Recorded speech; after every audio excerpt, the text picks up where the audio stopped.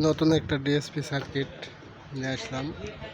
এই সার্কিটটিতে 20টা মসফেট আছে, এদিকে আছে 10টা, এই সাইডে আছে 10টা। এটা হচ্ছে ডিএসপি সার্কিট ডিজিটাল।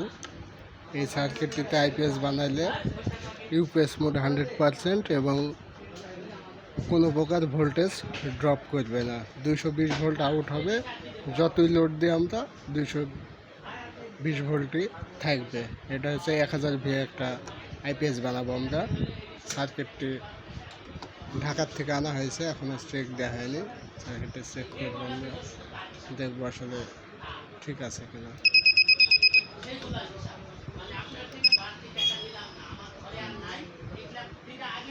এটা আমার নামে আসছে রাজ্জাক আইপিএস।